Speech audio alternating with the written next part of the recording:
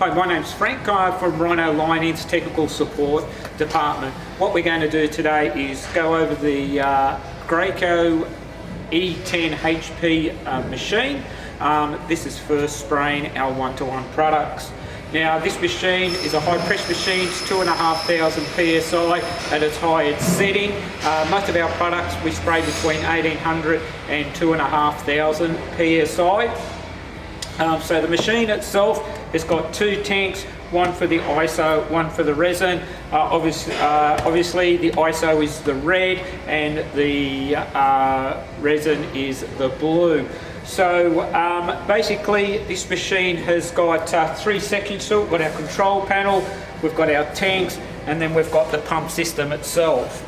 Now, it does heat the product, but it heats the product with a recirculation system. It doesn't heat the hoses.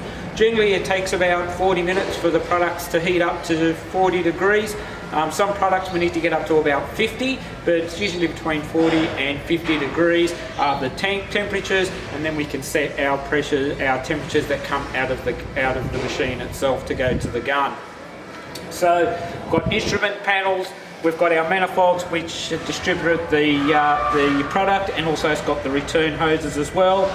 It's got our two control valves. We've got the blue for the resin, we've got the red for the ISO. So basically the way that the valves face is the way that the product will flow. So at the moment the product would flow from the pumps into the manifold, through the hoses, back through the return lines, then back into the tanks. So this is how we usually start the machine, and then we will move them once we want to go up to once we want to start spraying. So first of all, we want to get familiar with our control panel. Now this is where it all happens. The rest of the machine pretty well looks after itself, but it has got some maintenance, but we'll go through that at the end of the video. So first of all, on our right hand side of the panel, we've got our two on-off switches. Now the furthest one across is our on switch. Now this will actually fire up the machine and get everything ready. It goes through a diagnosis system. It's got a diagnosis system, so it'll go through that before it starts. You can start once the light is solid red, just above the speed controller. Now, if that is flashing, that means it's picked up a fault, and obviously we'll have to rectify that. Now, the amount of flashes that it does do, there is actually a list just here on the side. So if it's one flash that's out of balance, and then it goes down all the way down to 9. So if that light's flashing, the machine won't operate correctly, so you need to rectify that before you start. Now the next light along, which is flashing at the moment, this is our product level. Now when the light starts to flash, that means that you've got about 3.8 litres of product left in the tanks. So this is when, if you've got a spotter or if you're spraying, you want to make sure as soon as you see that light that you want to start organising to refill the tanks. Now the tanks take 20 litres each, so a total of 40 litres of product that you can spray out. Then next along, we've got our second switch is for our heater system. Now you flick that on, and what you'll notice is the numbers will light up. So this is the temperature of the chemical that's in the machine at the moment. It's a little bit cool here on the Gold Coast today, so it's at 9 degrees. Now there's also, it runs through a fault system as well, but what happens is it will light up the number that the fault is, and those faults are down here. So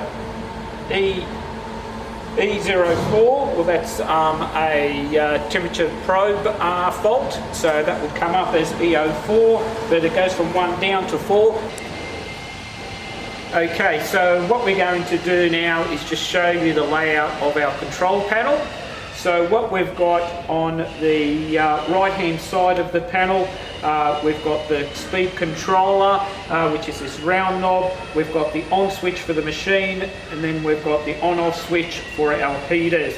Now to turn it on, basically flick it on, it'll go through a scan of the machine to make sure that there's no faults. Now once the light is turned on and it's solid, and it's glowing solid, it's not flashing, that means the machine is ready to go. If the light is flashing, that means that it's found a fault. Now the amount of flashes that it does, and it just keeps recurring, the number of flashes, there's a list here from 1 to 9, so whatever number it's flashing corresponds to the fault. So basically the machine is ready. You can hear the fan running across the electronic system, so you know that everything's fine. The second light that we've got, that's a green light that's flashing, this is our level of product. Now once that light starts flashing, that means one of the products is down to 3.8 litres, which is about a gallon, because these machines are US built. So if you've got a spotter or if you're spraying, you really need to keep an eye on this light. So you need to start thinking about refilling our tanks. And next along is a light to say that our heaters are on. So we just turn the heaters on. It also goes through a fault finding function. It'll come up and everything is clear.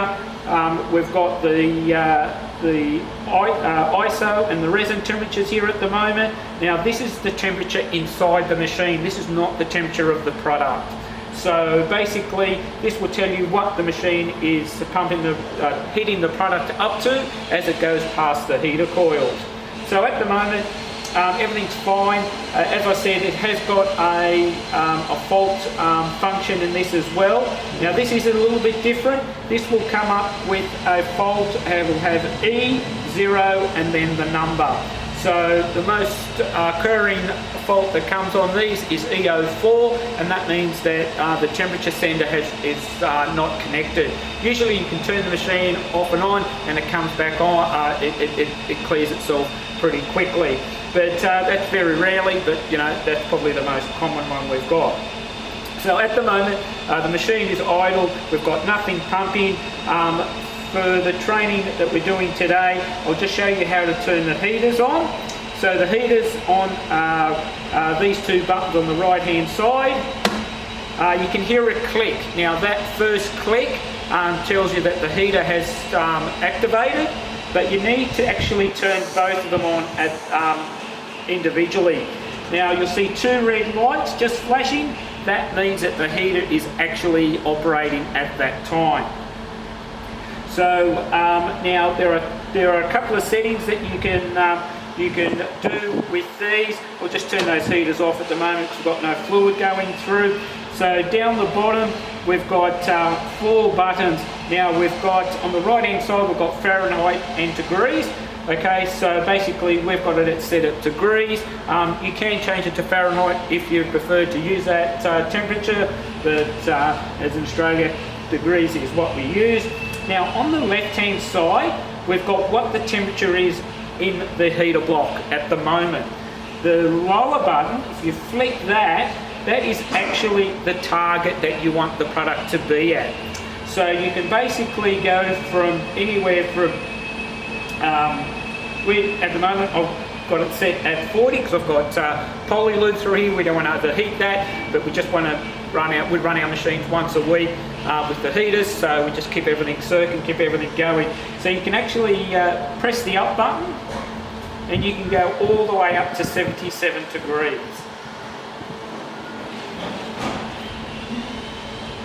So at the moment the machine is set that once you turn the heaters on, the product in the heater block will get heated up to 77 degrees. The time you would use this is on a cold day like today and you want to heat your product up. So what you do is you set it at 77, you get the machine recirculating, and then that will pump the product through the heater block through the manifold, into the hoses, then back into the tanks, and that's how it heats the product up. So it's really important that when you come in the first thing in the morning, if it's a cold day, that you want to get that going as quickly as possible while you get the job set up.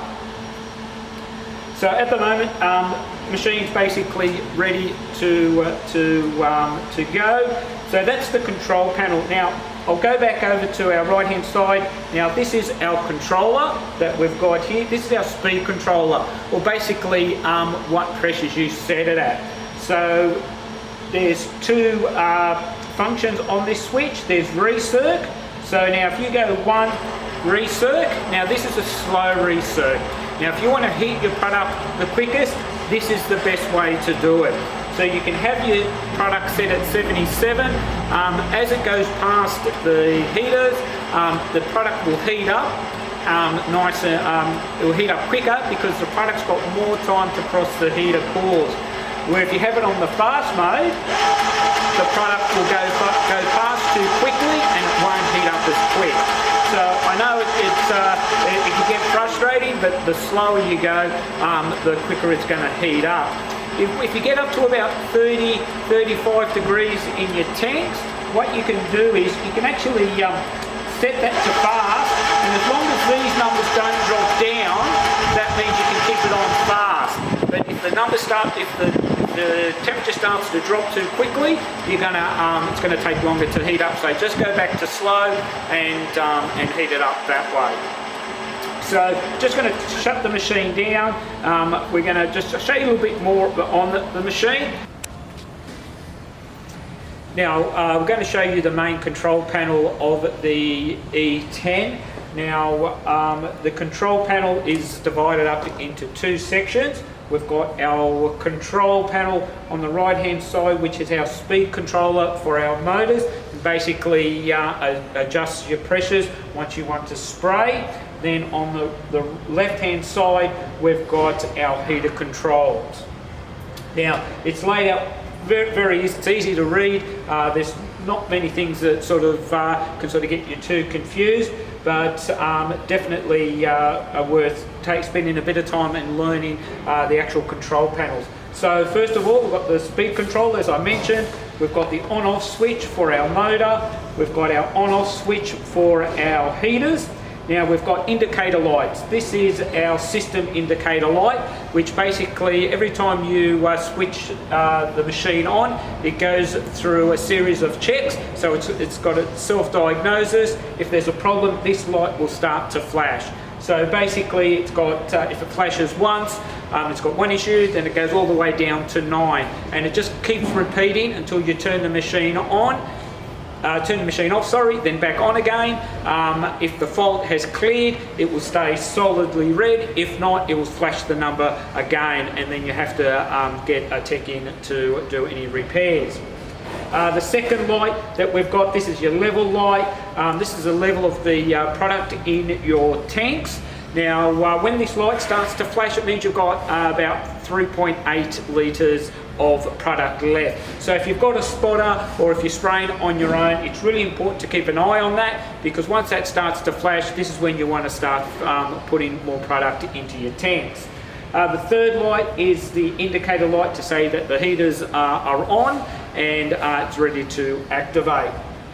So first of all, I'll turn the machine on. Now you've got the fan going, which goes across the electronics. Once this light comes on, okay, it's glowing solid, so there's no issues with the self-diagnosis.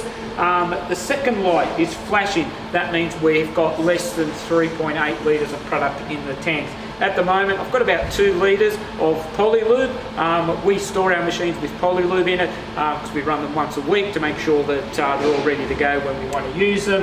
And it's just good practice not to keep your product in the machine for too long. Okay, so basically I'll turn the heaters on. Now the heater panel has lit up. Now we've got the ISO, which is the top. It's got ISO written there. We've got the resin just below it. Now the temperature it's showing at the moment is the temperature in the heater core. It's not the temperature that's in the tanks. Now the temperature in the tanks are actually indicated on an analog thermometer down the bottom. We'll take a video of that later on when we get ready to start to get the product ready to spray. So on this side of the panel, these are the on-off switches for your heater. These are your up and down to adjust your temperatures. So obviously they've got for the ISO and resin. Now down the bottom, you've got Fahrenheit and degrees. You can use whichever you wish. You can use Fahrenheit if you like. We've got it set at degrees at the moment. Now once they're set, you don't need to change those. Now it's these two here on the left-hand side which you're going to be using basically every time you use the machine. Now the top one is the temperature in the heater core, which we've got shown at the moment. Now the switch down the bottom that's got a target on it, well that's basically what the machine is set at. So once the product goes through the heater core, it will come out at 77 degrees. So if it's on a cold day like it is today here on the Gold Coast, we want to heat up our product quickly, you would get that right up to 77 degrees and basically get the machine recirculating and heating up your product. Usually it takes about 40 minutes for the product to heat up, but it can take longer. It depends on the day, the temperature of the day, temperature of the product. So if you want it to heat up quicker, you'd be wise to have your product in a warm room or have it with a blanket over the top of it or a heater bands to get that product up to temperature and get it up a lot quicker. So basically it's at 77 degrees. We try not to run the heaters on while the machine is stationary. We want to be making sure that the machine is flowing, pushing products across the heaters, because if not, that product that's in that heater core will overheat and it may damage the product itself. So basically we're ready to get the machine fired up. So back to the speed controller. So this has got two,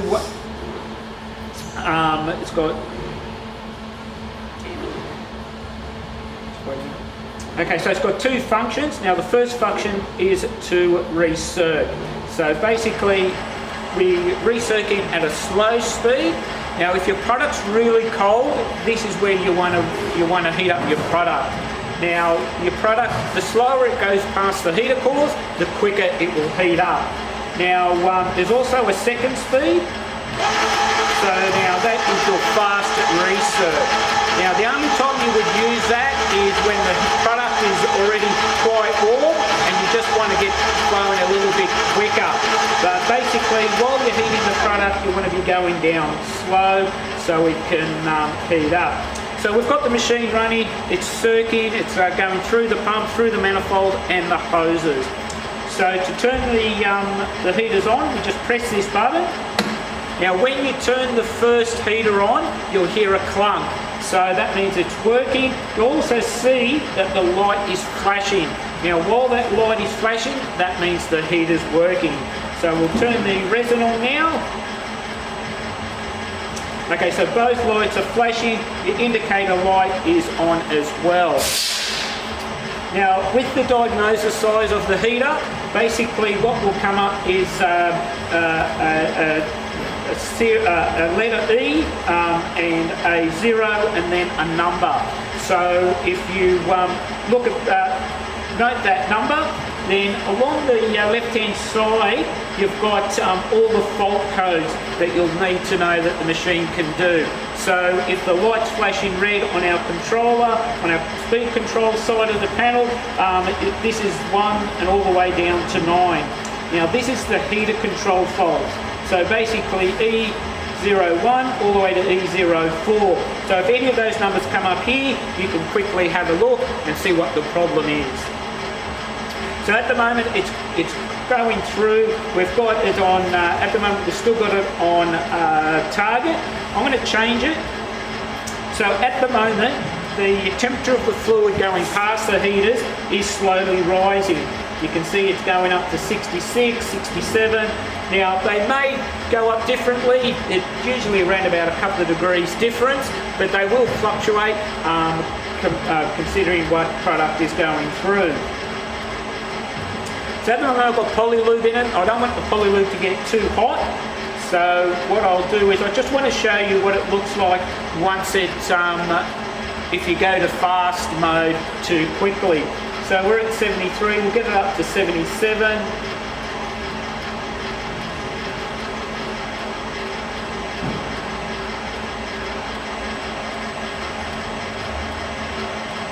Okay, so they're going up pretty quickly, around a couple of degrees difference.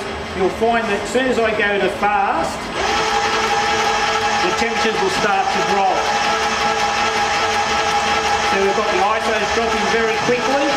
That means we've turned it to fast too quickly, too early. So you really need the product to get up to about 30, 35 degrees before you go to fast mode.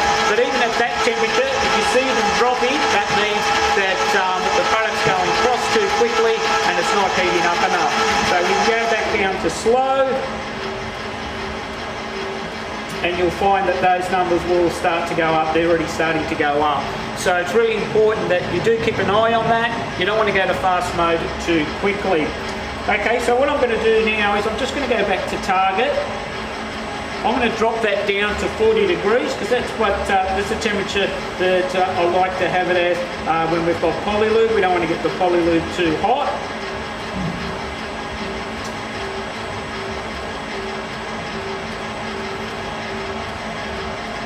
So if you hold the buttons down, it will go one digit at a time, but if you hold it long enough, it will go down a lot quicker. So just be careful with that. You get close to the number that you want. So at the moment, it's set at 40, and you'll find that these temperatures are dropping down quite quickly because the products are still cold. So they'll go down. Once it hits 40, it will even out. So that's our control panel. It's pretty easy. Now, when we go to spray, we've got the speed controller. So once we go past the... Okay, so now we've gone just past the recirc mode of the machine. Now, if I was going to start to spray, what we would do is we'll do the recirc valves later, but just put the recirc valves into spray mode, and then basically we just turn it up to whatever speed we want. Okay, so at the moment we've got that on number 4, and we've got just under 1,000 psi. So, but if we go all the way up,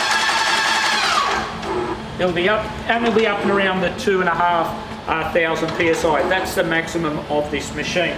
So wherever you set it at, that's what it will keep the pressure at. So if you want to spray at 1,800 psi, you adjust it to the corresponding speed or the number for that to be up at 1,800 psi.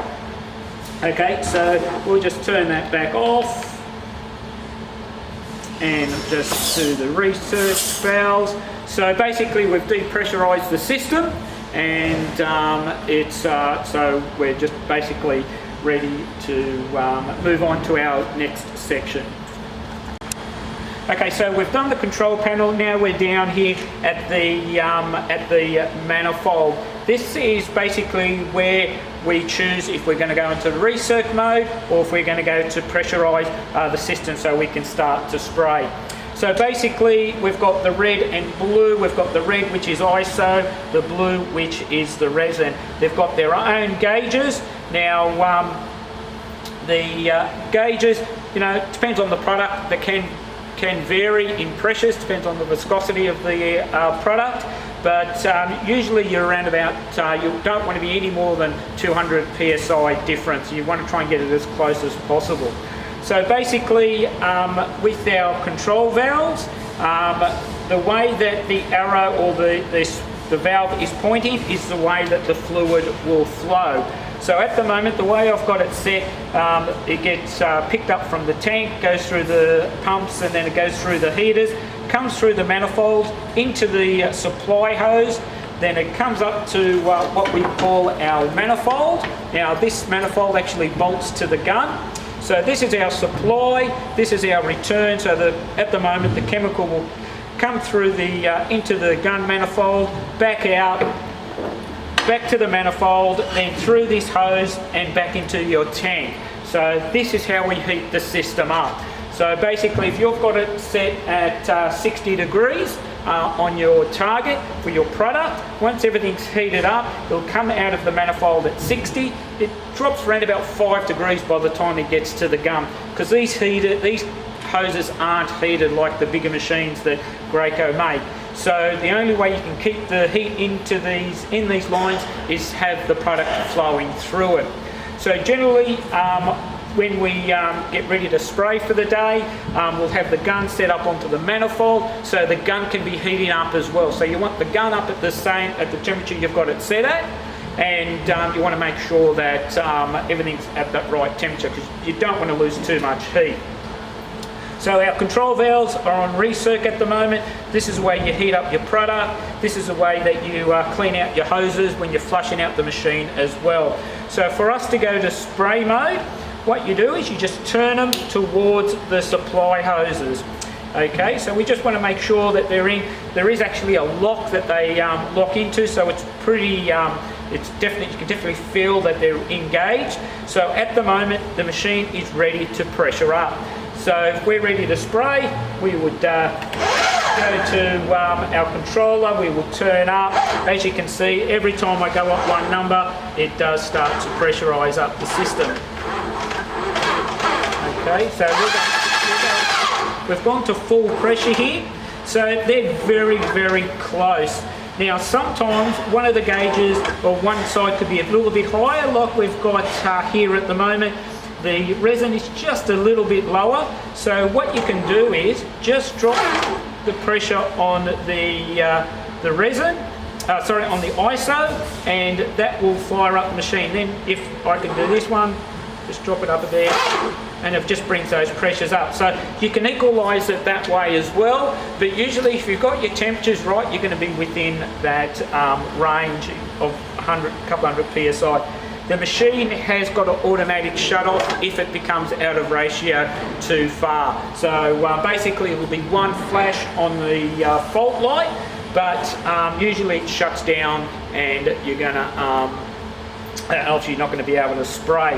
Now, most of the out of balance shutdowns is because there's a blockage somewhere. Now, usually the blockage is in the gun, and the best way to work out which one is the high, which is which is blocked. Now, the side that the pressure doesn't drop down, that's the side that's blocked.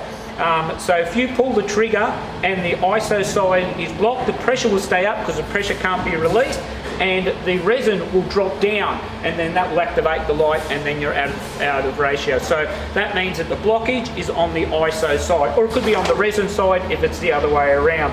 As you can see, the pressures are kept pretty well, nice and stable.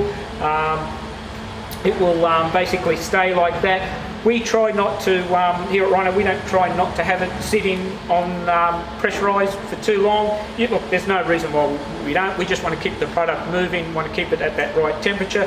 So if I stop for 10 minutes to do any spraying, generally I will just shut down the controller, go to off, and then just release the pressures. You can hear the pressure get released, and then just put it on recirc and just have the product recirc. And if you go away for morning tea, you don't have it recircing, it's going to cool down in temperature, then you're going to have to wait for it to heat up. So and it's good to have that product moving all the time, keeps the temperature regular, and that's it. So basically, faults, there's not too much really goes wrong in this section. There's not much really maintenance to do on this. On the bigger machines, they have grease nibbles at the top. These don't have that function, but generally these things don't have much go wrong with them. Okay, so we're just moving down to the lower part of the E10. So we've got our ISO pump, which is just here on our left-hand side. Right-hand side, we've got our resin pump. Now, you've got your temperature gauges. Now, these are an analog gauge. this actually tells you the temperature of the product coming out of the storage tank. So it's really important that while you're heating up that you're keeping an eye on these gauges, because if you want the product in the tank to be at 50, you just need to be aware that the first couple of about 10-20 minutes, it takes a while for the temperature to come up, but then it can come up very, very quickly. But you need to keep an eye on both of the gauges, because some products do heat up in at different stages. You might have a little bit more product in one tank than the other. One product could be a bit thicker than the other, so it does vary. So it's really important to keep an eye on it. You want to try and keep them up, get up to temperature at the same time, and you can do that by adjusting your temperatures up at the control. So if you see one that's getting up a little bit too high, a little bit quicker than the other, just drop the target down just 5, maybe 10 degrees for a little while, wait for the other one to catch up, then return it to where you want it to be. So basically this is important to make sure that just keep an eye on it as it heats up. We don't want to overheat the product, because if we overheat the product, you can actually damage products by getting them too hot. So what else we've got down here? We've got our on-off valve, which stops our supply from the tanks. So that's the yellow valve here. We've also got our air dryer. So our air connects from your town air, plugs into there. It's got a dryer in it in the system, and then it goes over to your airline, which goes to your gun. Now the air on this machine, it's only for purging. It doesn't use the air for atomization. It uses the pressure and the viscosity of the product that gives it its atomization. So we really, all you need the air for is to actually purge it once you've done.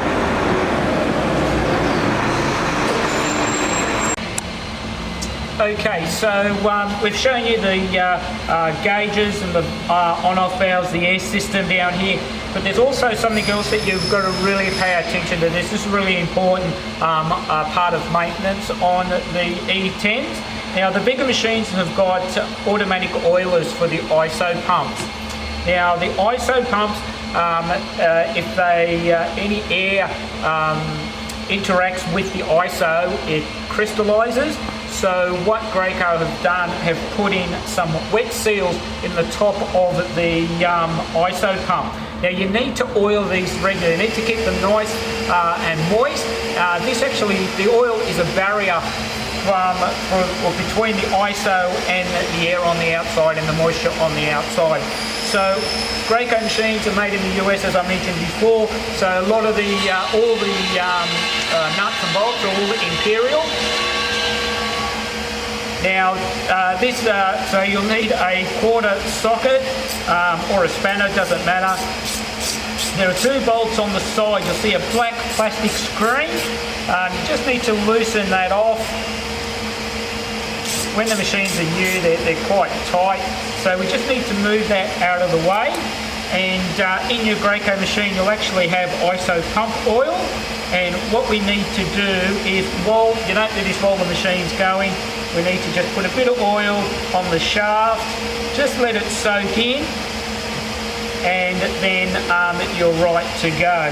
So we just need to make sure that that is oiled every day, especially if you're using it a lot.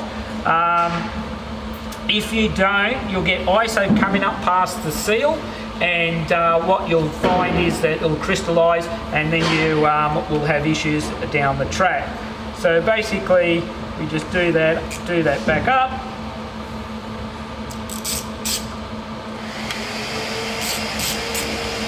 Just make sure you tighten it up. Just put the guard there so no one puts their fingers in while it's moving, and that's ready to go. Okay, so we've basically gone over the machine. Now we've come to probably the most important part of the Graco system, and that's the application gun. Now this is a fusion gun.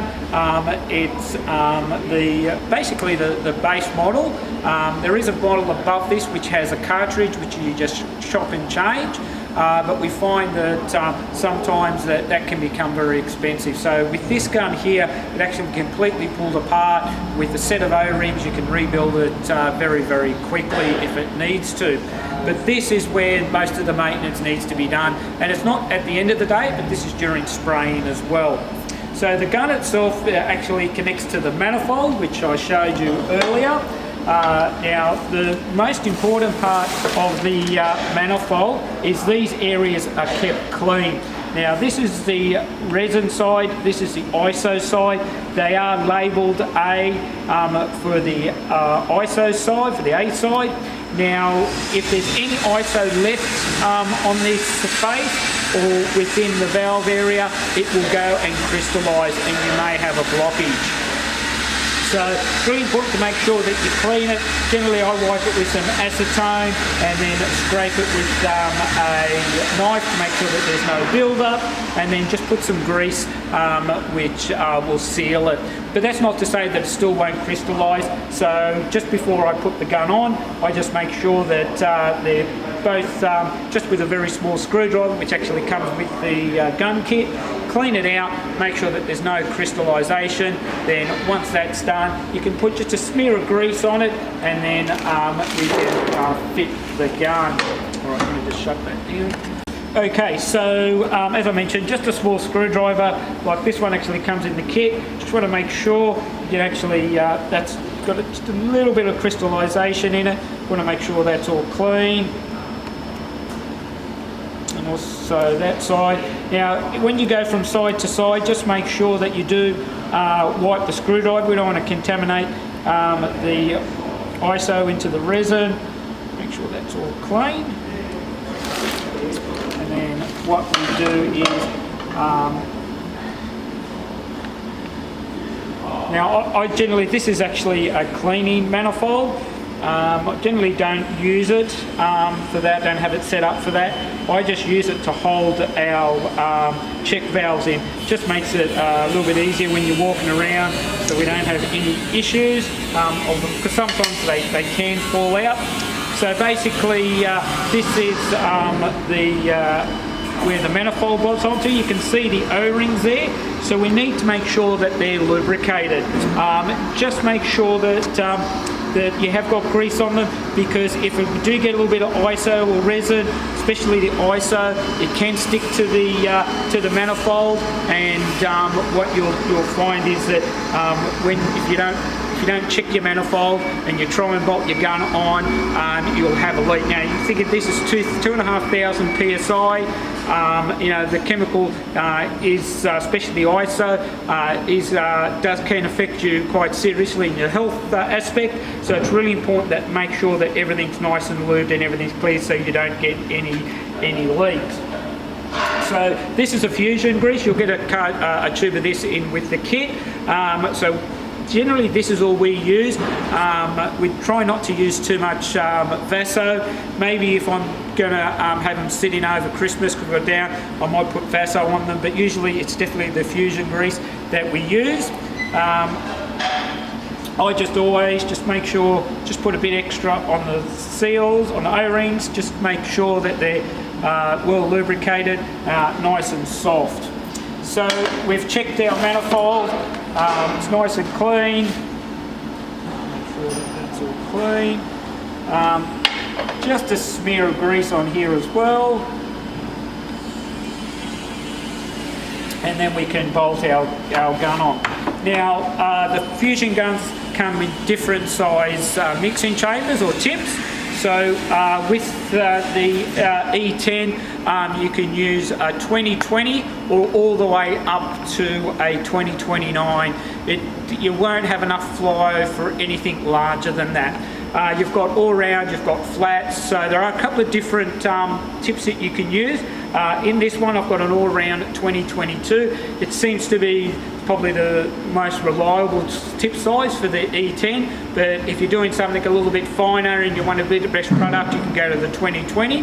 But if you're doing a larger area, you can use a 2929, but obviously you're going to have more products. You've got bigger orifices for the into the chamber, so you're going to use a lot more product. So it's pretty easy. the gun just bolts on. Okay, so we just bolt the manifold onto the gun. We can just turn it like that, take a bit of load off it. Now, when you do this, you know, with the grease, it's nice to put a bit of grease on the mounting bolt, just in case you get a bit of ISO on it just won't stick to it. So basically, you want to make sure that it goes all the way home. You haven't got any gaps anywhere. You want to make sure it's nice and tight. Okay, so that's basically, the gun's ready to go. We need to hook up our air. And basically that's our gun ready to go. So the controls on the gun are a trigger, so it triggers on and off. Now there is a lock on the back of the gun, so at the moment it's in the lock mode, so the gun won't, the piston won't move, so it won't allow any product through. Basically, with the fusion guns, to activate the air, you've got this valve, which is on. You can hear air coming out now, so that's actually in the purge mode. So the moment we're in the lock, so it only moves a fraction, not enough to allow the product to come through. For us to allow product through, you just push in on the back knob and let it come back out. Now you'll notice when it's unlocked, there's a large gap between the cover and the knob itself. Okay, so to activate the gun, basically pull the trigger.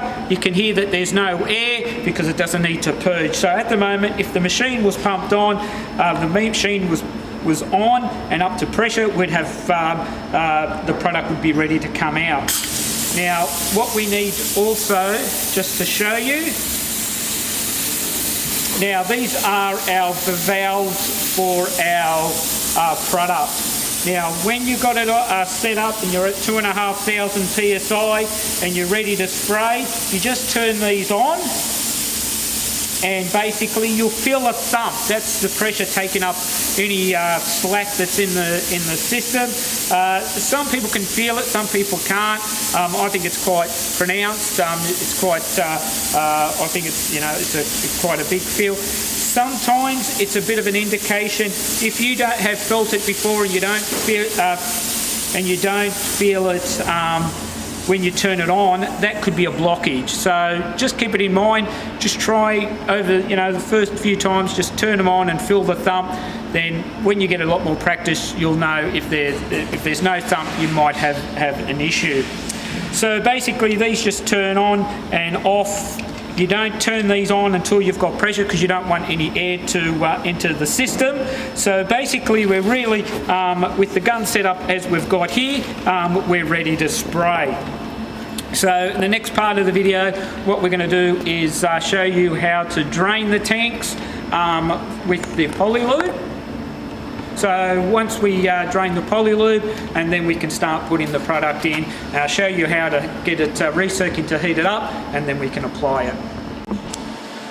Okay, so now we've shown you the machine, shown you all the parts of it. What we're going to do now is show you how to flush out the system that before you put your product in. So because our machine doesn't get used every day, if we've got long periods of time, we have Rhino, our polylube in it. So, and then once a week we just crank them over, make sure all the machines, doesn't matter if it's the EXP2 or the E10 or even the MK15, we run them every week just to make sure. Now, so our machines sit around a lot, so at the moment I've got polylube in our machine, so we're going to need to empty that. So we do that through the recirc system, but you may have noticed I've got safety goggles and gloves on now because we're starting to play with chemicals now. So safety is always the most important thing that we can state. It's especially the ISO. The ISO, if it gets onto your skin, it actually draws the moisture out, and your body can actually have a reaction where build up over years, your body can't process it and you can become quite ill. So it's really important to always cover up. Long pants, make sure you've got long sleeves. If you like to wear shorts and t-shirts, just put some protective overalls on, especially when you're playing with the ISO. Even the resin, it's, you don't want to be getting on you at all, especially when it's pigmented. The pigment can get into your pores of your skin as well. Eye protection is important as well. ISO, as I mentioned, it's moisture sensitive, so if you get any ISO in your eyes, it crystallizes, and it's a very serious thing. You need to wash your eyes out for 15 minutes with water and get to medical assistance as soon as possible, because if it starts to crystallize, you're going to do serious eye damage. So make sure when you're playing with any of our Rhino chemicals, got your gloves on and safety chemicals, safety glasses on, just to make it safe. Okay, so what we got here is our machine is set up in the recirc position. Now our return lines, they actually can come out. So generally during the shutdown, I just put a bit of grease. You can use Vaso on this just to keep it lubricated, especially on the ISO side. So it's really important that you do make sure that you keep it clean, because once the ISO goes off inside the tank, around the pipe, the return pipe, you're going to have issues. So generally what we want to do is I always start with our ISO.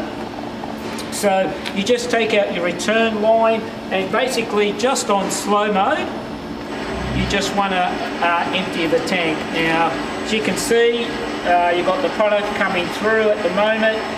It's nice and clean, it's not murky.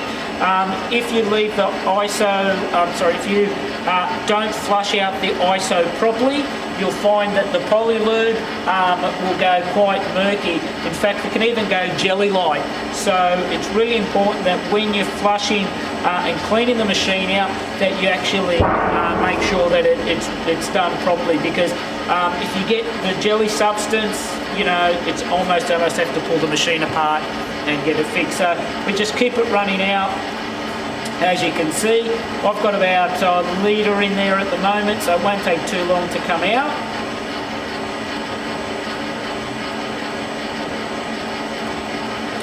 So what you want to do is actually pump enough.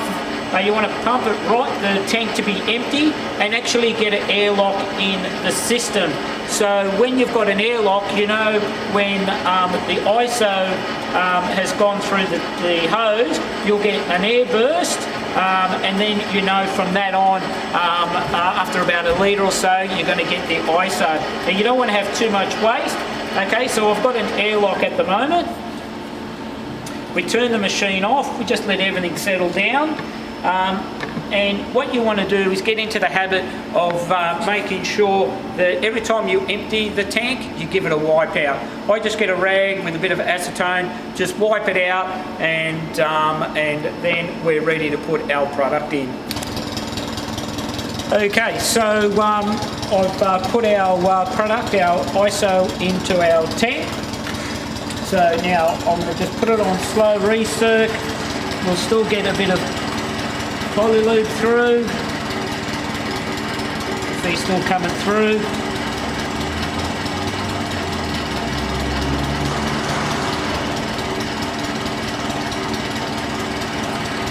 Okay. So we just want that polylube to come through. We'll get an airlock. Hopefully we should get a spurt.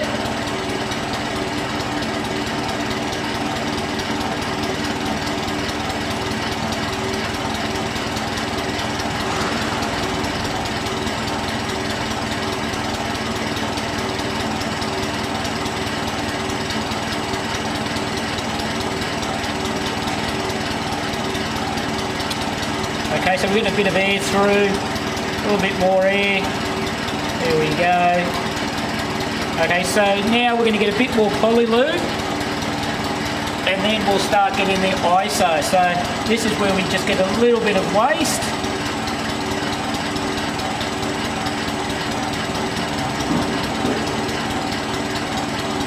So there's still a bit more polylube.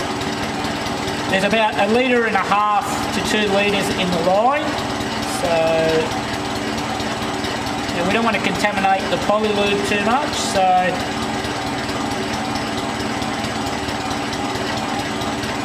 now you can hear the change of the motor. The ISO is a little bit thicker, so now we can hear that. We'll just put this in our waste container. So it's still clear, you can still see it clear. Now the ISO will be a honey colour when it comes out. So it's still ISO, it's still polylube. Okay, we're just starting to change colour now. So what we want to do is get about a litre of that, maybe a little bit less, until it comes out. Now you can hear the machine, and you can see, because the product is thicker, we're getting a reading on our gauges, on our ISO gauge. Okay, that should be enough. Okay, we'll just turn that off. Now we just want to let that drain. Now you always have a rag handy, because this is just going to dribble for a little bit. And you can block it with your finger. Put it back into the return tube, put it down, just give it a wipe. Okay, so basically that's our ISO done. We've flushed out the polylube, and now we need to do the resin side. So just with a different bucket, you don't want to use the same bucket to use with the polylube, because if you're changing colour, you can actually use that again. You have to flush it a couple of times. So for your first initial flush, you can use that old polylube and get it out, then rhino flush, then polylube again, and clean polylube later on. So basically what we want to do the same as we did with the ISO side. Just turn it off. Okay, so we just want to get that into there.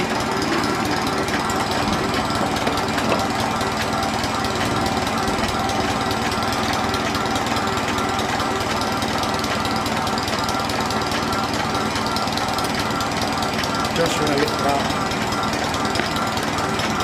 Okay, so while we're doing this, what you want is if you've got a mini drum or a maxi drum, the plastic pails, doesn't matter, but what you want to do is get your resin stirring up. I've got that stirring up in the background.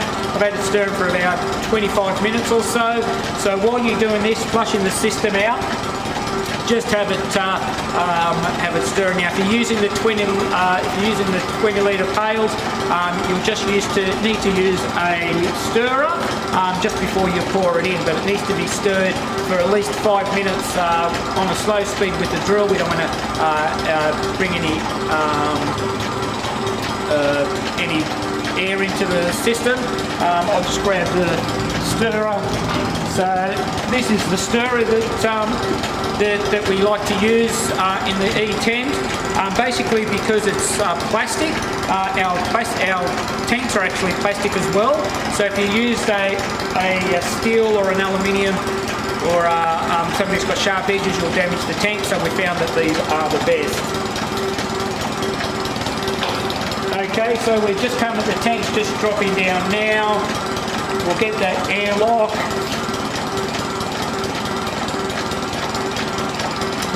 Okay, so basically I've got some acetone on my rag. What we're going to do is wipe it out. We've definitely got an airlock in there. So make sure that you wipe the whole of the tank out. Make sure you get all the polylube dried up. And okay, so that's basically, I'll put our product in, take me a couple of minutes, and then we'll get the heaters on and get it circling up to heat up. Okay, so I've just put in our resin. Now we're just going to pump it through like we did with the ISO.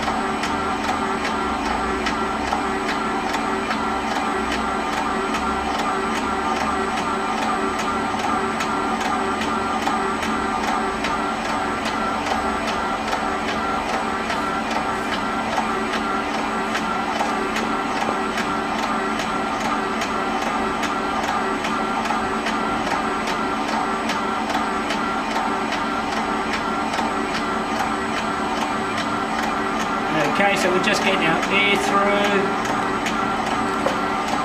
With the resin, when it's pigmented, it's a bit easier to see, so we can just probably hang on a bit longer.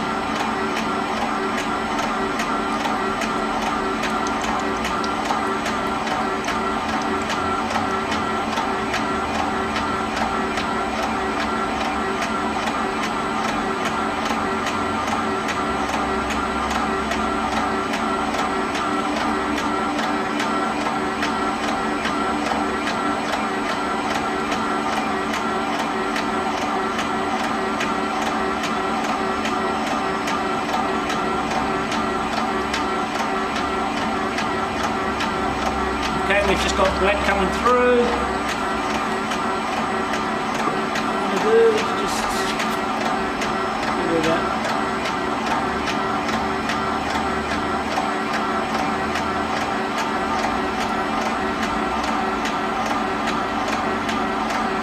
So one way you can tell if it hasn't got any poly lube left in it, just run it on the side, and if it's black, as it hits, you usually find that poly lube's gone. So we just let that run a bit longer. Okay. We want to try and get us, make sure we've got all the poly lube out. It's better to have, waste a little bit more than waste the if we contaminate the product with poly lube. Okay, just let it drain. Once again, just put your finger over it so we don't make much of a mess. Back in. Okay, put our lid on. Now with the return pipes, I like to leave them a little bit higher because as the product falls down and hits the remaining product in the tank, it sort of stirs it up a little bit more. So now we're ready to heat up. So just get the machine so we can get it circling. Okay, so we want our target to be 77. So we want to go right up. As I mentioned, it's a little bit cold today. So we'll get up to 77. And then we can turn both of our heaters on. So, okay, so we turn the first one on, the lights come on, we heard the clunk. So both lights are indicating that the heater's working. So now we just go back to what the temperature is. So we're going to leave that now. We'll take about probably half an hour, 40 minutes for it to heat up. So when we come back, we should be ready to heat it up and ready to spray. Okay, so we're here, it's heating up, the product's getting through at about 70 and 63. Just to indicate how thick the product is, so the ISO, you can see it's starting to move up. So that means it's got, because it's so thick, it's creating a bit of back pressure. You'll see once it gets up to temperature, and now in the tank it's 50 and our lines are all nice and warm, you'll find that won't move at all. So that's how much difference the heat makes. So sometimes, depends on the product, you may have to have the ISO a little bit higher because it's a bit thicker, or you might have to, or just drop your resin down just to bring it back up so the pressures are even. But you'll see the difference once it heats up and we get ready to spray. Okay, so basically our product in our tanks is at 45. So I want to get it to 50. So now what we want to do is just start to cool the heater element down. At the moment we've got 78 and 76. So what we want to do is set it now to our spray temperature, which is 60 degrees. So we want to go down to 60. Oh, too far. 60. I want to go down to 60 on this one. Now, so it's about 5 degrees to what we want. So we want to drop it down now. So it gives the time for the product to get down to its spray temperature. So it will drop down, but it will keep heating the product up. At the moment, I've got 2 degrees difference between the ISO and the resin, which is basically not much at all. So what we want to do is just get this down to 60. You can see that it's dropping very, very quickly.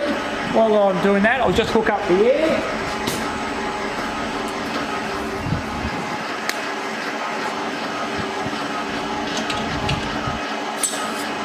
Okay, so I've just hooked up the air. Now you can feel the gun is nice and warm. So I want to make sure that that's all warm, so it's all ready to go. While that's cooling down, I'm just going to go and put the gun in the spray booth.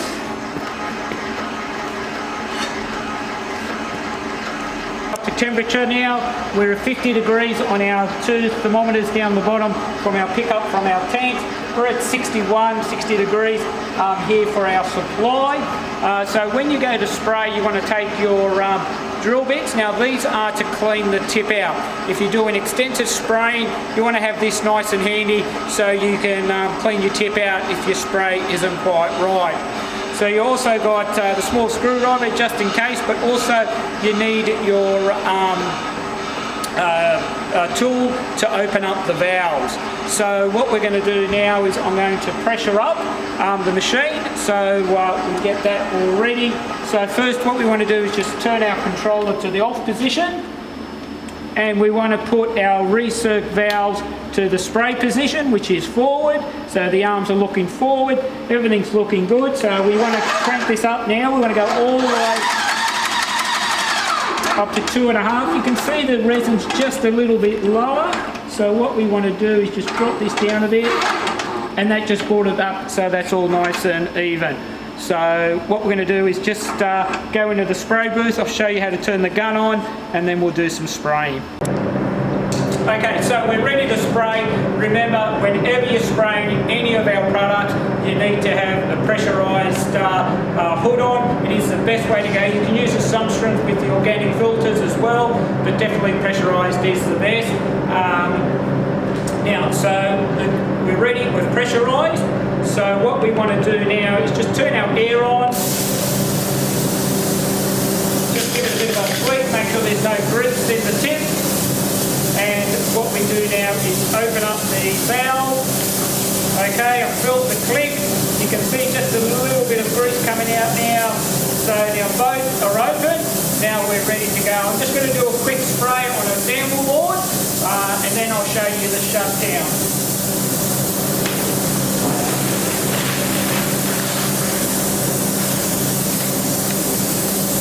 So what you want to do is just do a test spray. Coming out nicely now.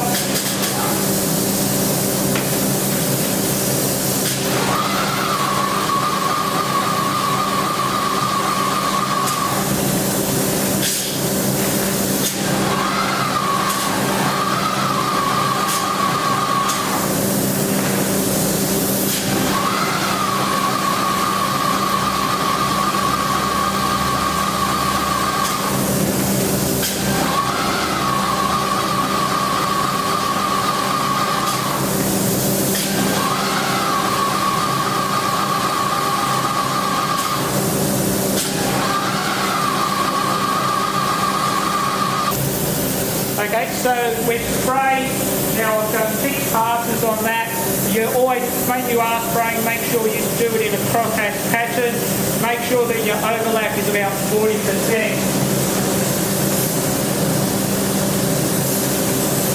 Okay, so what we want to do now is shut the gun down. So you want to shut the gun down completely if you're going to be stopping for any more than 5 minutes. So close our valves off.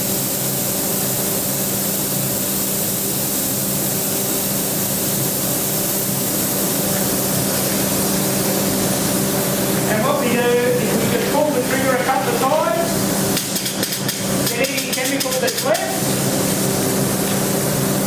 Then what we want to do is just get the grease gun, pump a couple of pumps in till you get the grease out, turn your air off,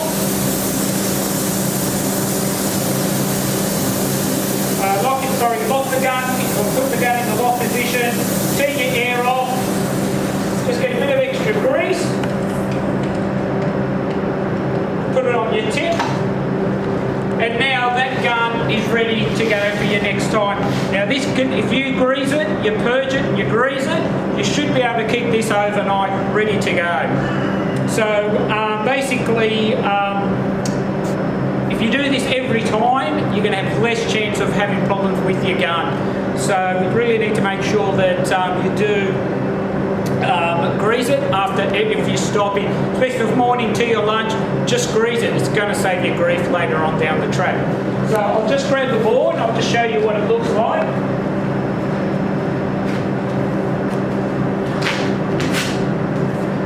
Okay, so this is our one-to-one. It's shiny, it's nice and it's quite smooth. There's no bubbles or anything. A little bit of overspray, but we'll fix that up in a second because I'll show you how to stipple. So it just makes it nice and shiny, no pinholes. I did 6 passes. There's probably about 2.5 mil thickness here, so to go to 3 mil probably need to do a couple more, but for a sample that's perfect.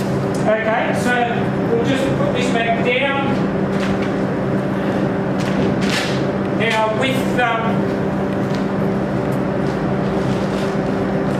Now when we are spraying with the high pressure guns, it's hard to get a coarse stipple, so we usually get a nice fine stipple. Okay, so what we want to do is just start the gun up again.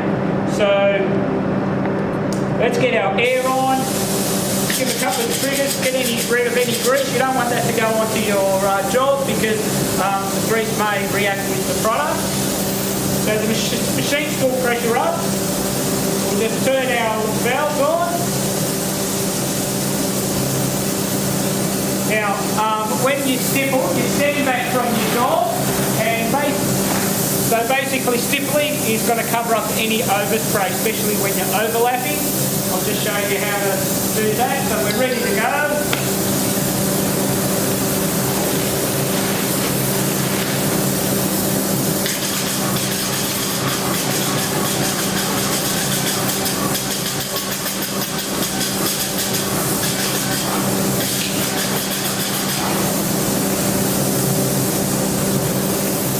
Okay, so that's our stippling done. So I want to shut the gun down again.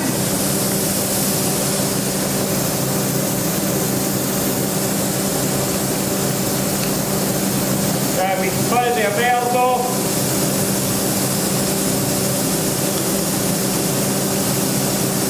We want to just put any product we've got in.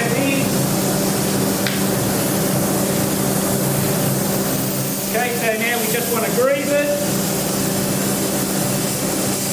Okay, plenty of grease. And then we just want to block it off. Now any excess grease you can just put over the front of the, on the end of the tip, and then that should be right to go for tomorrow. Now what we've got is, this is the drill bit I was talking about. So what we've got is, if you are drilling, if you are spraying for a while, you'll need to just make sure that that tip there is just clean. It's usually, each tip has got its designated size of drill bit, and they come with the gun that you're supplied with. So just give that a clean. You know, you may even get a bit of a beard, goat beard. Just cut that off with a knife. So it's handy to have a knife around. But if not, if you're spraying again tomorrow, this gun is right to go. Okay, so we're finished spraying now. What we want to do is shut the machine down. So what we do is we just turn our speed controller off. We just release the valves into recirc mode. So we want to turn the temperatures off, the heaters off now because we don't need to heat the product. And then we just want to go into recirc mode. Now you want to just go into recirc mode for a short period of time. Just get all the chemical to start cooling down so you haven't got any hot spots, because the heaters are still hot, so you just want the chemical to just cool down nicely. You can go on fast or slow mode, it doesn't matter. And then once it's cooled down for about 5 minutes, we can, what we'll do is show you how to flush the system out. Okay, so while the machine's cooling down, I'll just show you the sample that I sprayed. You can see the stipple; it's nice and even. It's quite fine. I like the fine stipple. Other people like the coarser stipple, but this is done and dusted now. As you can see, it's nice and even. You can't see any of the overspray that I had on the sample board. So this is the finish you really want to try. You want to achieve, and the products that we get. It's really easy, especially once the machine is set up properly and it's looked after. Okay, so what we're going to do now is show you how to do just a normal clean out of a gun.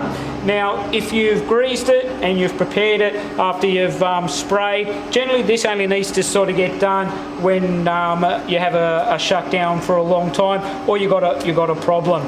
Now, the best thing is a C-spanner. That's the tool that you're going to need, a screwdriver, some picks, you need your grease for assembly, and some acetone to wash the product, to wash the bits. So first of all, we want to undo the nozzle. We just want to put that aside. Then we get the C-spanner, take our nut off. Now in the nut, sometimes you can get a build-up of product inside there, but it's pretty clean at the moment. There's also a plastic seal inside here, so you need to make sure that that's not damaged. If you're going to need to wash this, we don't need to wash this at the moment. You'd have to pick that out because you don't want to put any seals in acetone because it just destroys them. So we just want to make sure that you've got your bench area nice and clear, so you've got plenty of room to work. Put some rags down just to so you can just lay, because you're going to get product coming out of the pieces as we pull it apart. So first of all, I want to take out our check valve. Now I want to do this. I'll do this in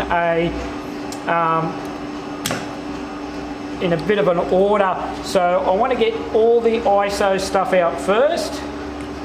So we'll just put that aside, and then we want to get our cartridge out. So we want to just make sure that that's out. Okay, so we can just move that out. We just put them aside. Then what we want to do is with the resin side, we just want to pop them out as well. But we just want to keep them away from each other. We don't want them to contaminate each other, and then you'll have a right time trying to get them clean. Now this cleaning that we're doing today is, if this is just a normal clean up after you've done a big spray. If you've had a problem where a seal has leaked and you've got product and it's gone off, you're going to need to use our BT cleaner, which is our boil point cleaner, which you put in a chip cooker, and anything that's metal's got no seals on it can go in that chip cooker. If there's any seals, the BT cleaner will just destroy it. So basically we've just pulled our check valves, which have the filter. These are what we call our cartridge. We just want to lay them aside. So what I want to do now is basically just undo the main cartridge itself. And we just want to pull that apart and just leave that aside. Now this is our mixing chamber. Okay, it's always handy to have rags around. Now the mixing chamber, it's important that we get this nice and clean. So generally you can wipe it down and get rid of the excess grease. Even before I start, I just set it in the acetone, just let the acetone do its work, and then we can come back to it. So just with a little pick tool, doesn't matter which one you use. I generally do the ISO first, because if you wash the resin first it goes black and that just makes it just untidy. So we'll just pull our O-rings off, because you get a couple of goes out of the O-rings. You don't need to change them straight every time. As long as they're flexible, you can get a couple of goes. So generally I just give them a wipe. It's good to check the ISO ones. They're the ones that generally go crusty. So just doing the cartridge now. Now the cartridge has a spring inside it, and there's a small O-ring in the seat. So we just want to just give it a bit of a twist and then bring that out, and you can see the small O-ring.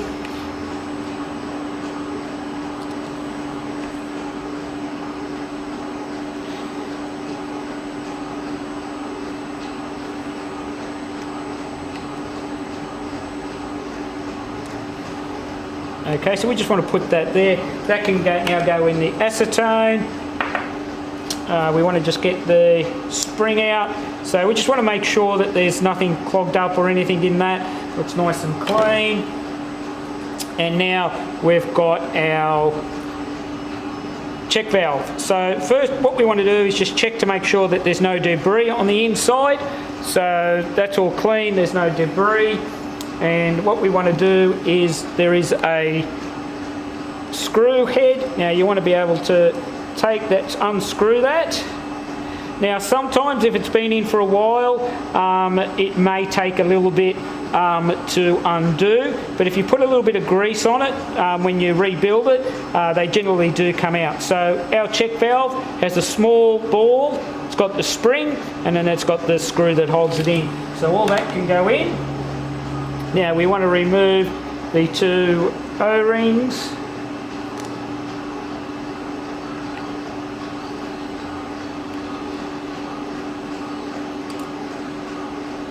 And then we've got the big O-ring that seals on the manifold. Want to make sure that's out as well. Just give them a wipe.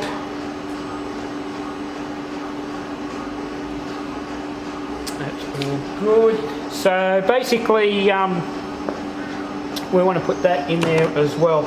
So that's all done and dusted. While they're soaking, you can get your get the mixing chamber out. And so what we want to do is generally you've got two size drill bits. You've got one that goes down into the tip, which you clean during your spraying process. But there's also the bigger one for your chamber. It's actually your import port. So you just want to make sure that's all clean. Get your brush, just give it a good wash. And then what you want to do is there's what they call a balance hole. Now it's very small hole. You need a very small drill bit. I first trying it with air. I'll just blow it out with some air and we'll see if it comes clean. Okay, so a mixing chamber. I just blew it clean. It's nice and clear. The best way to see if the balance port is clean, you just put it up to the sky and you'll be able to see light all the way through. So if you can see light all the way through between the two ports, you know you've got it nice and clean. If not, you get the real fine drill bit and give it a clean. Now as they wear, sometimes you might need to what they call linish the side of the mixing chamber. What you can do is get a sheet of glass or something that's very, very flat, put a bit of 180, a little bit of water and just figure eight just to clean those edges, because you don't want any scoring on those edges, because then your seat won't seal and you'll have a leak and you'll have problems. So you generally don't have to do that too often, but just make sure you do check it to make sure that that's all nice and clean. Okay, so I'm just going to put that back in, just gives it a bit more time to soak and give it all nice and clean. So what we want to do is just make sure that everything is brushed, everything is clean. There is no debris, there is no ISO left on any of the parts that we've done so far. Now you can purchase the gun cleaning kit. This is excellent. It's one of the best things that Graco do as an accessory. So what you want to do is just get your brush, just make sure that everything's nice and clean. There are different sizes for different applications, so you just want to make sure that everything's clean, especially with the ISO side. So with the filter, this is a very fine filter. So what you want to do is just blow it clean, and once again just put it up to the light. And if you can see through it and there's no blockages, you know you've got all the contaminants out of it, which it has, so that's excellent. So we just want to make sure that everything's nice and clean. And we'll just let that just soak for a bit. And now what we want to do is get our resin parts apart. So it's exactly the same as the ISO side. Just get rid of your excess. This is obviously, because we were spraying black. Now, just when you are doing this with a pair of, just be gentle. You don't want to be getting too aggressive with it. Okay, so now the seat that I spoke about before that I took off the ISO, that's where that sits.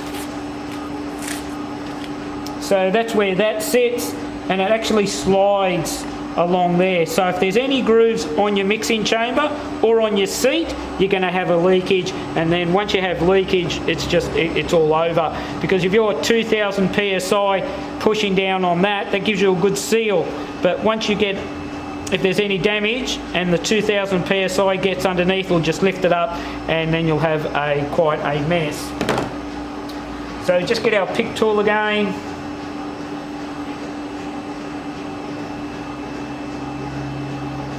Now you want to keep your O-rings separately, you don't want to mix them up. The kits aren't very expensive, you can just change them if you like. It's not to get an O-ring kit.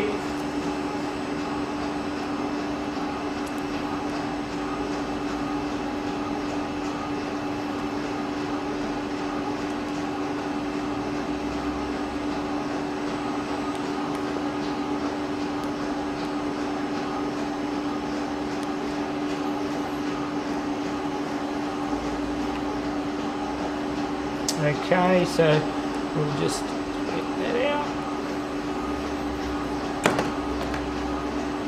And what we want to do now is the same with this, any excess off. There. And I want to get, once again, the O-ring off.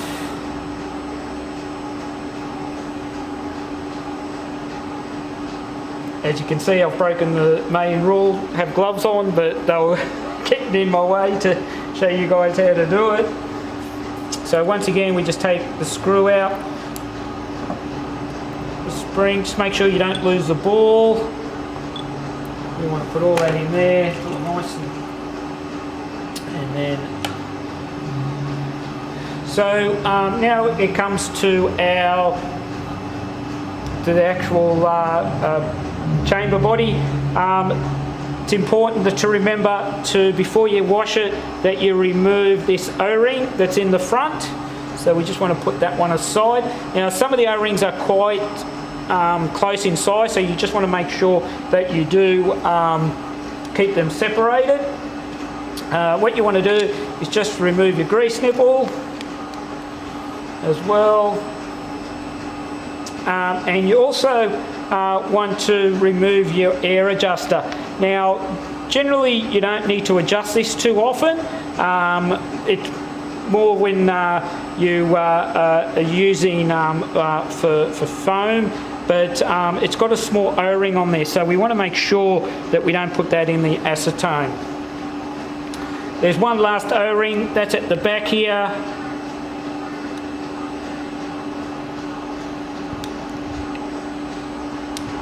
Okay, we just want to pick that out as well.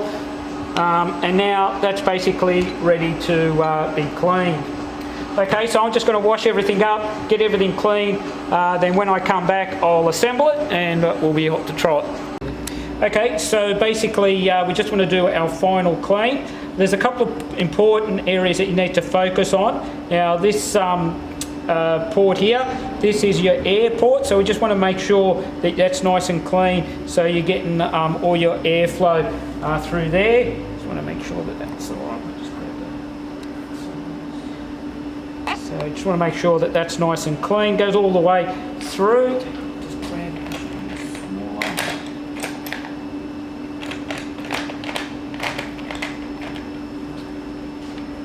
So you just want to make sure that that's clean. There's also some important, there's another important area. So basically from your check valve going into your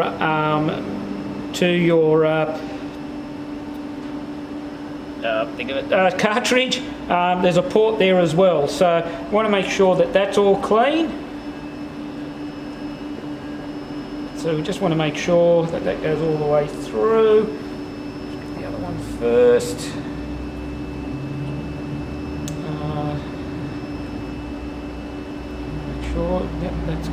way through. Want to make sure that one does as well. So you'll be able to see the brush come through here. It's probably a little bit hard with the camera, but that's all clear, that's all nice and clean. I don't know if you can see that there, but want to make sure that goes all the way through.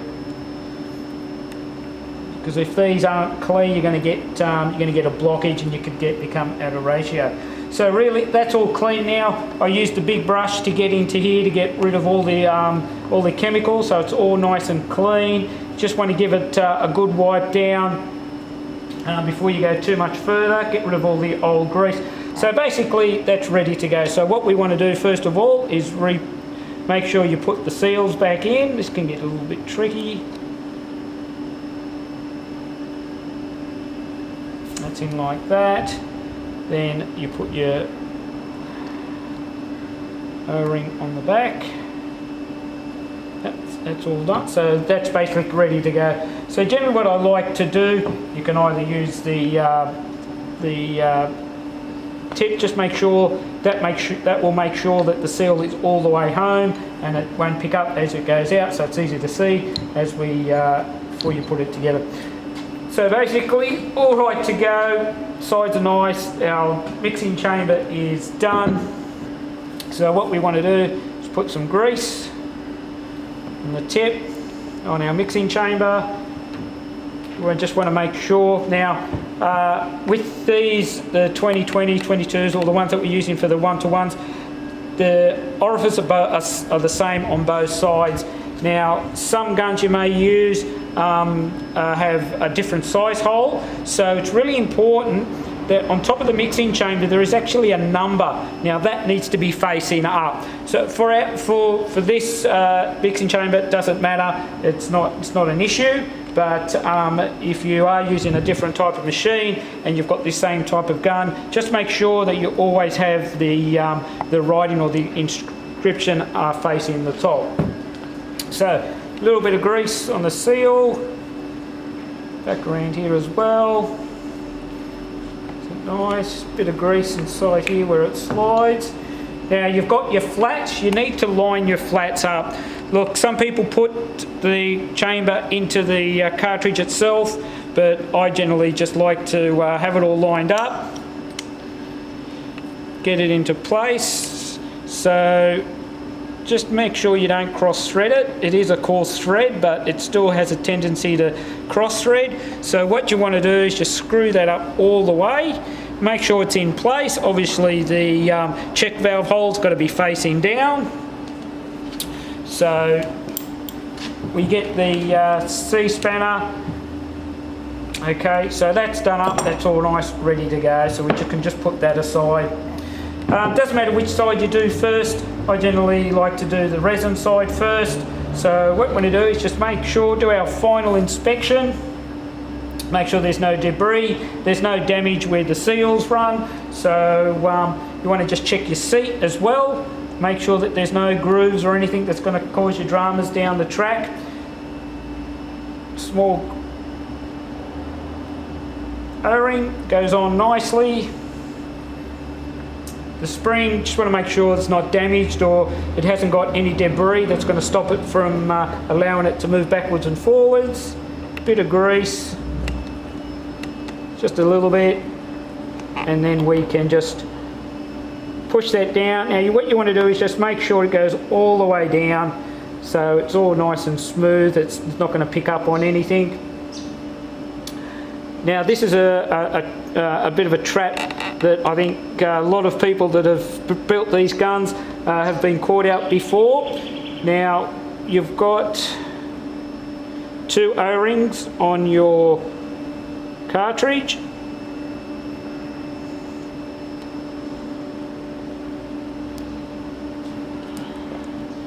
Okay, now make sure it's on the inner O-ring, because if it goes onto there, that's actually that's been machined so you can stick your screwdriver underneath to flick it out.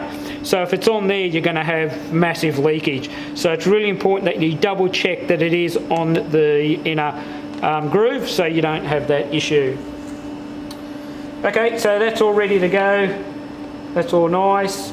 So what we're going to do is our check valve. Once again, just check your ball, make sure there's no debris on it, it's all nice and clean. So that can go in like that.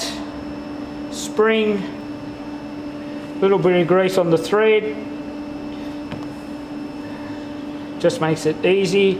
Now to get this to the right adjustment, what you want to do is just go down past the halfway down the thread, and then you want to come back, and on the inside of here there's a bit of a taper. You want to be flush with the taper, so I just need to go down a bit. That's it. Put that on there. Then we can put our O-ring on. It's all nice. And then our O-ring that sits on the manifold. We want to put a bit of grease on them both.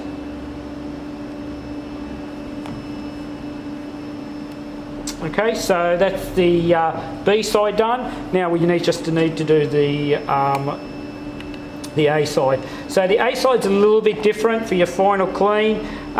Sometimes you can get a little bit of build up in the groove and on the seat itself. So you just want to make sure that they're all clean.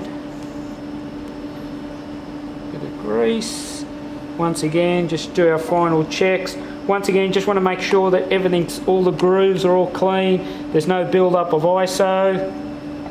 Need to just check inside there, inside here, that there's nothing left. It's all nice and clean. So put the spring in, bit of grease. Make sure it goes way past it needs to, so you know it's not going to give you dramas.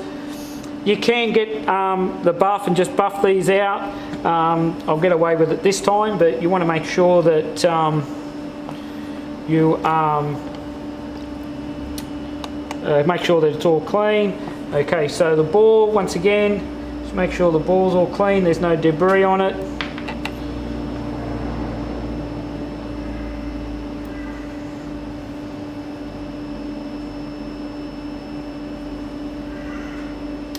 Okay, don't forget the grease.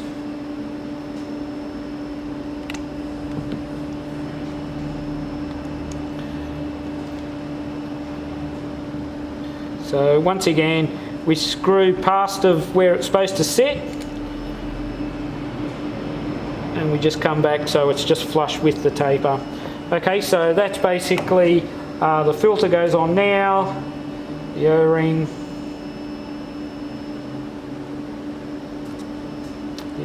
onto for the manifold, then our cartridge O-rings. Okay, so basically we're ready to put the gun together. Now just make sure the gun that's got the A and the B side, you don't want to mix any of that up. So let's just bit of grease, make sure it's well lubed. And then we just push that all the way in. You want to go down nice and square. Once again, you want to push it down past where it normally sits so you know it's going to work. You can do it with the resin side now.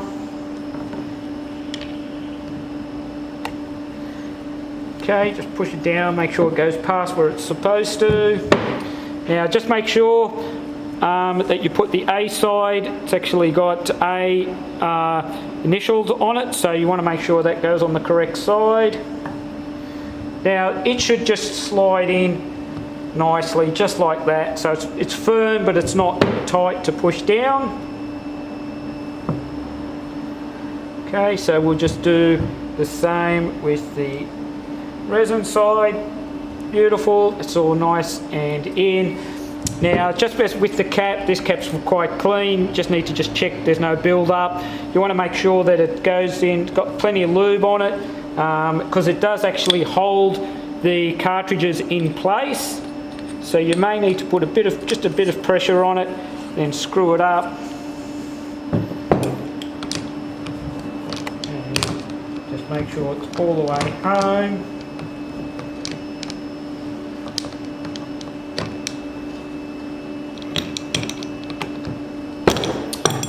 Okay, so our grease nipple back in where it goes.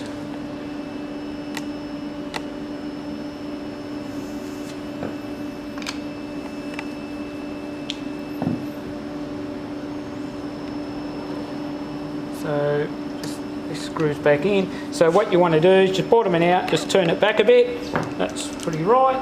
This is all nice and clean. Just want to make sure that there's no damage on that seal area and also the seal area on the outside. And this just needs to be firm. It doesn't need to be super tight.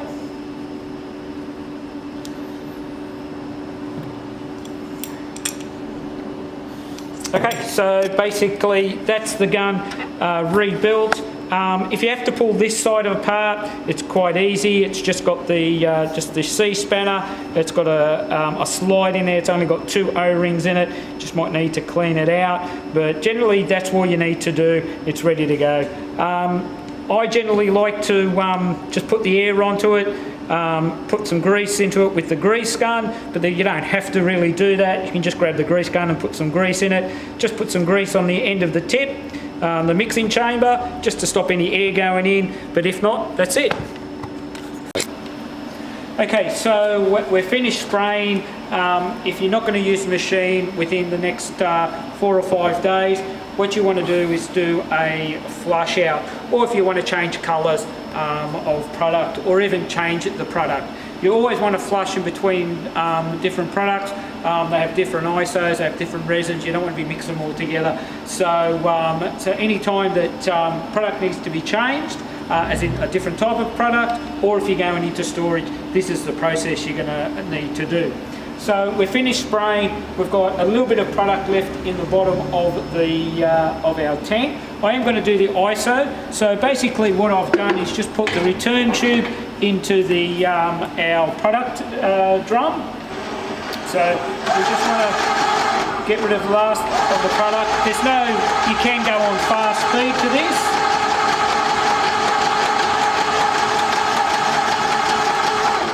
So we're just coming down to the chemical coming to the bottom of the tank. So what we want to do again is put an airlock. We'll get that airlock because this is really important when we're putting product back into our drum, because when we put in the rhino flush or the hose flush, you don't want any of the flush to go into your product. So you just want to make sure you get a definite airlock. Once again, as I mentioned before, you want to get a bit of acetone on a rag and give it a wipe on the inside. You might need 2 rags for this. Depends on how thick the product you're using. Spread it down. Do it again. So what you want to do is do the side walls as well as the bottom. Okay, because you don't want any ISO to accumulate on the side. Okay, so we've definitely got an airlock now. So give everything a good wipe. What you'll have to do from time to time is just get a scraper and scrape any ISO that's accumulated on the side. Okay, so that's basically done now. I'll just grab the rhino flush. So this is our hose flush that we use. You need to put in about 5 litres or so.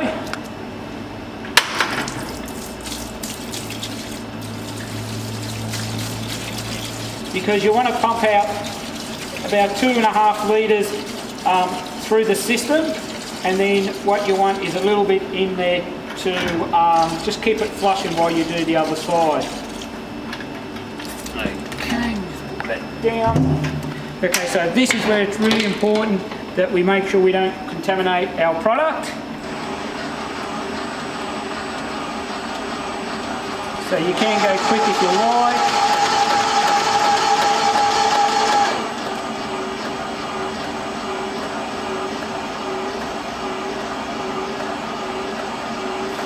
So We're getting the product coming out now. You can still see the straw colour.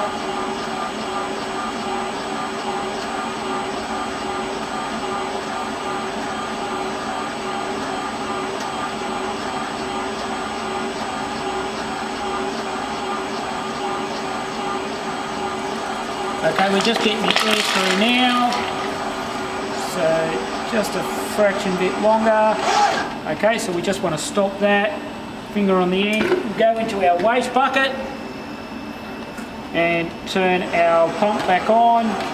Now this is where we want, once that honey colour or that straw colour is gone, we want about 2 litres of flush to go through.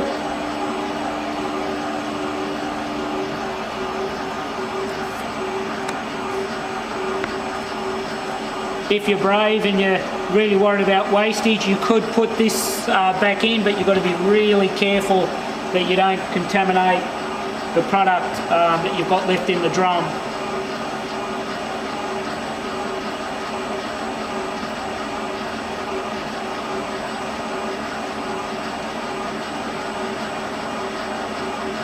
If the product's a bit thick, you can actually turn the heaters on. So at the moment I'm not sure if you can see it, but it's starting to lose the colour. It's going a bit lighter now. So we're getting more hose flush through. It's quite clear now. So we'll just give it a little bit more. So basically you want to flush out, so you still got about, I don't know, 10 mil in the bottom of the drum. You can still see it's a little bit murky.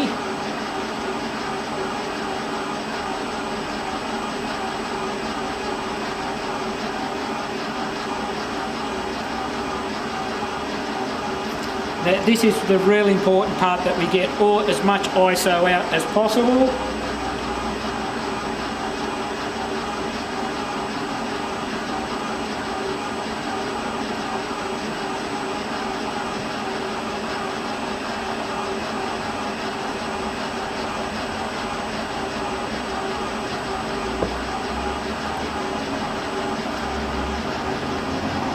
That's getting pretty clear now.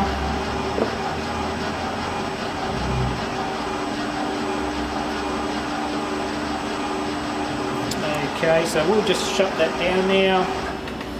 Let the dribble out.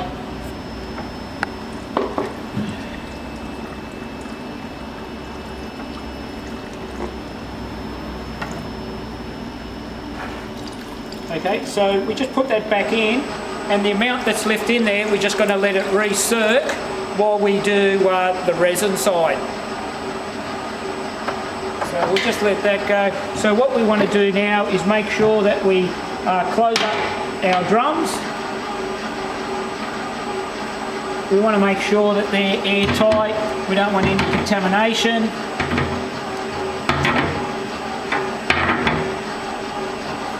So then we'll just move that out of the way.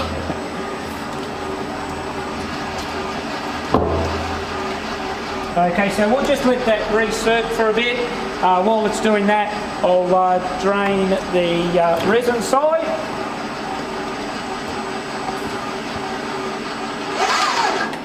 Okay, so we'll just let that come out.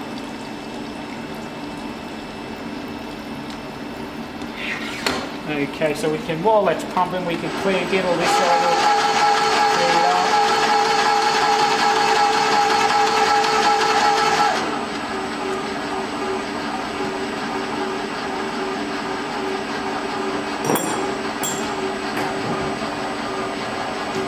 Okay, so that's just about empty. I'll just get my acetone.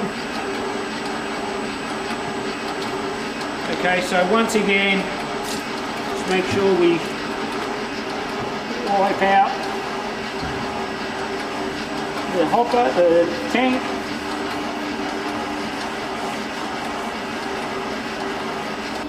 Okay, so I'm just going to pour the hose flush, about 5 litres. Now, you may need because the resin is black, if you're going to change colour and you're going to a lighter colour, you may need to do this twice. Okay, for us today, we're just going to just do it for once. So I've got an airlock. We're just going to wait for that to come through.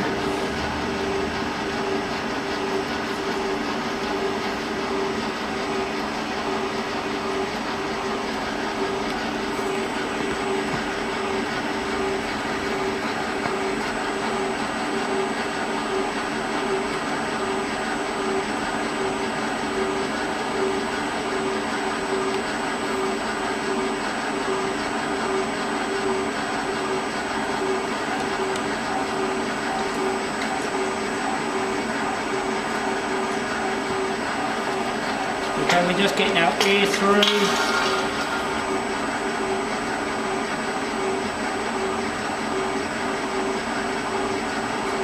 Okay, we'll just put it in the bucket.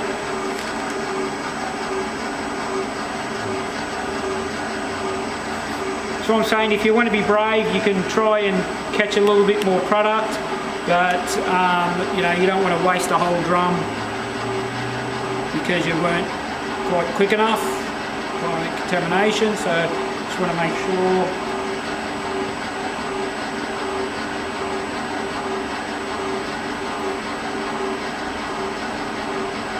So if you do it right, while this is circling out and you're just flushing this out, the ISO side is getting a good flush out. It just keeps recircling through.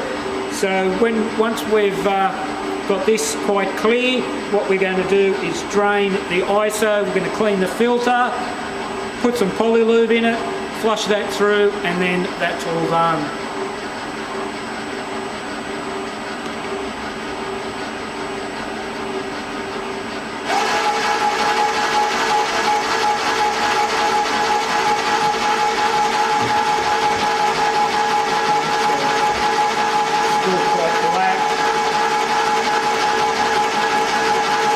Take a long time for it to go completely clear, so I might be doing this twice.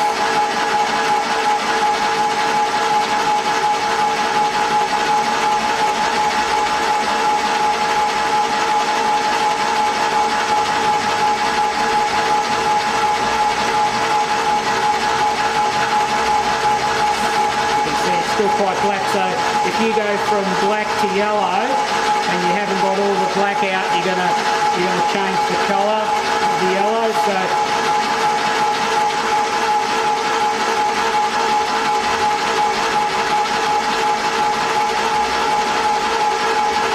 but all you do is just do this process twice.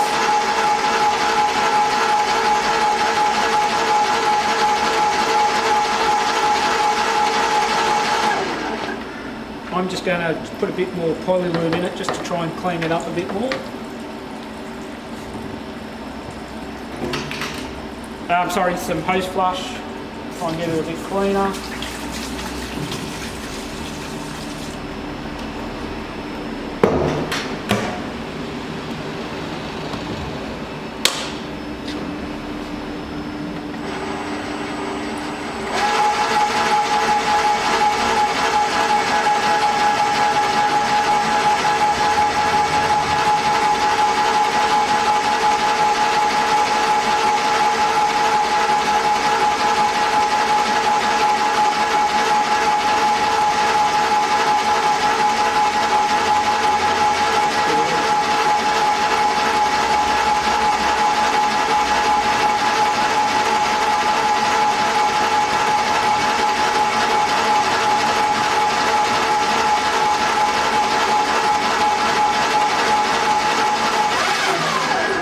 Okay, so we're just going to stop now. I'll just put that in. Okay, so we can get that flusher now. So unfortunately we can't use this again. Once you've used the hose flush once, it's got to go into a waste drum. But you've got to get it all done. Okay, so we've just got the resin recircuit now. So So I'm going to just shut it down. We're going to drain our hose flush into our waste bucket.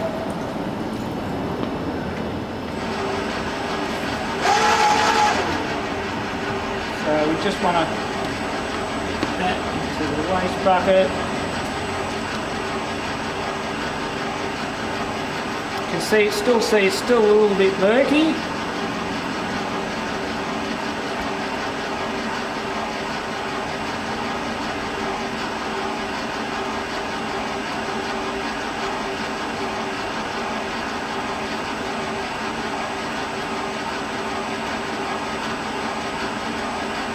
Okay, so what we want is basically an airlock again, but it's not so important for this one because we're going to clean the filter out in the bottom of the machine.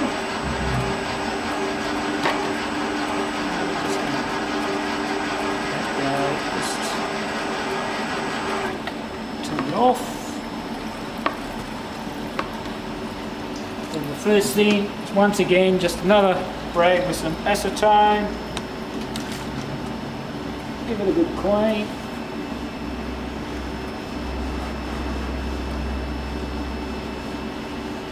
Okay, so now we're ready to do the filter. Okay, so we're coming to the end of our final cleanup and flush down. What we need to do inside the Y manifold or the pickup manifold, there's a filter. So we want to turn the yellow valve off.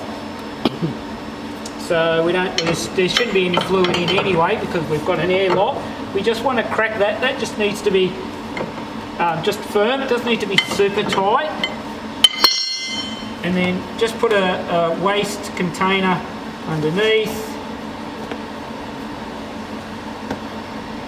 Okay, we just unscrew it. And that's just a bit of fluid coming out.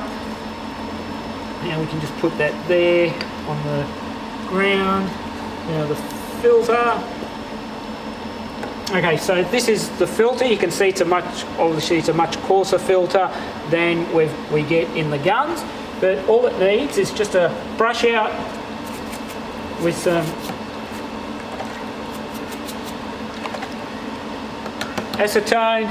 Once again, just put it up to the sun, make sure that it's all clean.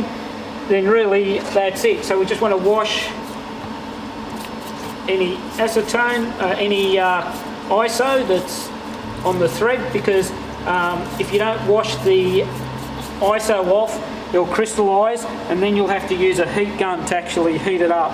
So when you go to put it back together, the filter just sits inside. Some grease. You can be quite generous with the grease. Then just with the rag, we want to just clean out any rubbish, any fluid, any ISO that might be on the threads. Then basically we screw that back in.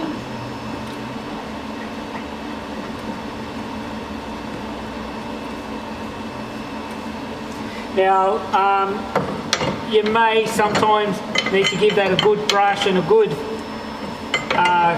clean out with blow it with some air, but if you're doing this regularly you shouldn't have that many dramas, and if you're putting in clean good product you shouldn't have too many problems either. So just give that a bit of a wipe. Don't forget, turn the tap on.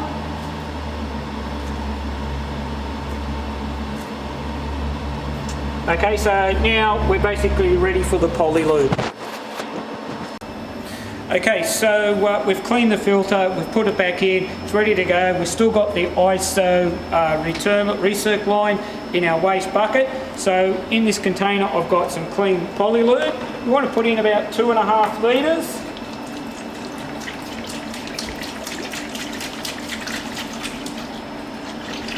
Maybe a little bit more.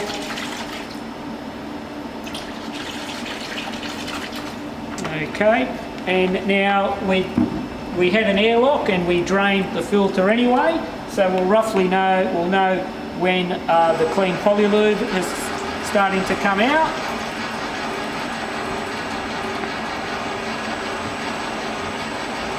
So this is the final flush.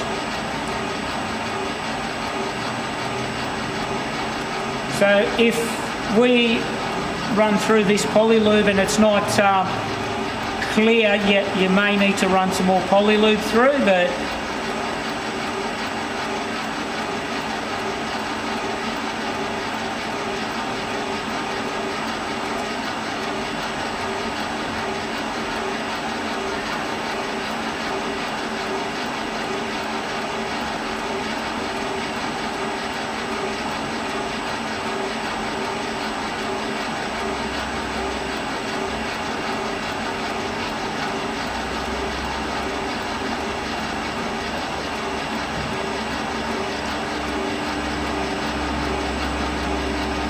okay, so that's our airlock coming through.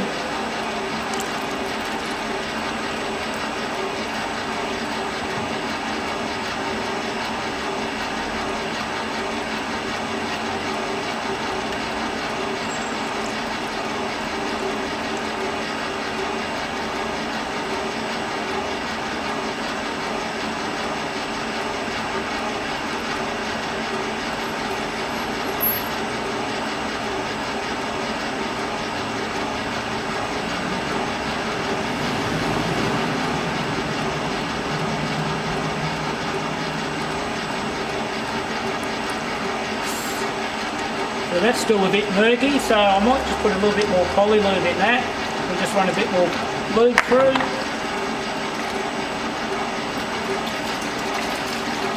Oh, just to drum two things at once.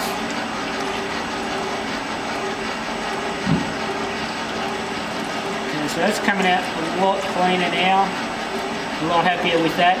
So if there's any ISO left in the system, the polylube will go murky after time because it'll absorb the moisture. So if the machine is sitting for a long period of time, you want to be turning it over once a week. If you find after a couple of weeks it's the ISO polylube is going cloudy, you need to change it. So that's much clearer now, nice and clear. Just give it a little bit more.